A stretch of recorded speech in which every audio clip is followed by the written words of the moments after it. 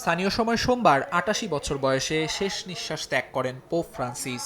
তার মৃত্যুর পরেই শুরু হয় নতুন এক পর্ব, যা শুধু ধর্মীয় নয়, ঐতিহাসিক এবং সাংগঠনিকভাবে জড়িয়ে আছে প্রাচীন প্রথার সঙ্গে। প্রথম আনুষ্ঠানিকতাটি সম্পন্ন করেন ক্যামেরলেনগো, ভ্যাটিকানের একজন জ্যেষ্ঠ কার্ডিনাল। তার সামনে পোপের মৃত্যু সংবাদ নিশ্চিত করেন চিকিৎসক। একসময় প্রচলিত ছিল ক্যামেরলেনগো পোপের কপালে রূপার হাতুড়ি দিয়ে ৩বার আঘাত করে তার নাম ধরে ডাকতেন। প্রতিউত্তর না পেলে ঘোষণা হতো মৃত্যু। বর্তমানে এ আচার না থাকলেও ক্যামেরলেনগোর দায়িত্ব অপরিবর্তিত। তিনি সিল করে দেন পোপের ব্যক্তিগত কক্ষ, ভেঙে ফেলেন ফিশারম্যান রিং, যেটি দিয়ে পোপ সিল করতেন আনুষ্ঠানিক দলিল।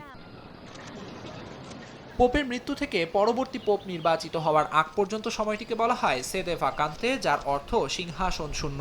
এই সময় চার্চের প্রশাসনিক দায়িত্ব নেয় কার্ডিনালদের একটি দল, তবে তারা কোনো নীতিগত সিদ্ধান্ত নিতে পারেন না। এ সময় বিশ্বের সব কার্ডিনালকে ভ্যাটিকানে আসার জন্য আমন্ত্রণ জানানো হয়। সময় দেয়া হয় ১৫ থেকে ২০ দিন পর্যন্ত।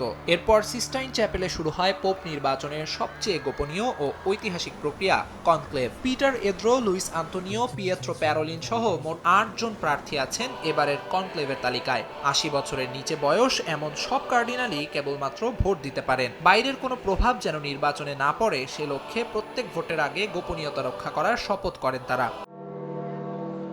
একাধিক ধাপে ভোট হয় পোপ নির্বাচনে। প্রত্যেক ধাপে ২/৩ ভোট না পেলে কেউ পোপ নির্বাচিত হন না। জ্বালিয়ে দেওয়া হয় ব্যালট। চিমনি দিয়ে উঠে আসে কালো ধোঁয়া, যা বিশ্ববাসীকে জানিয়ে দেয় এখনো পোপ নির্বাচিত হননি। কোনো প্রার্থী ২/৩ ভোট পেলেই বদলে ফেলা হয় চিমনির ধোঁয়ার রং। শুভ্র সাদা ধোঁয়া বিশ্বকে জানান দেয় নতুন পোপ নির্বাচিত হয়েছেন। তাকে জিজ্ঞেস করা হয় তিনি দায়িত্ব গ্রহণ করছেন কিনা। সম্মতি জানালে তিনি বেছে নেন নতুন একটি নাম। পরে তাকে পরানো হয় পোপের ঐতিহ্যবাহী সাদা পোশাক। এরপরই একজন জ্যেষ্ঠ কার্ডিনালের কণ্ঠে আসে ঐতিহাসিক সেই ঘোষণা, হাবেমুস পাপাম, আমাদের একজন পোপ হয়েছে।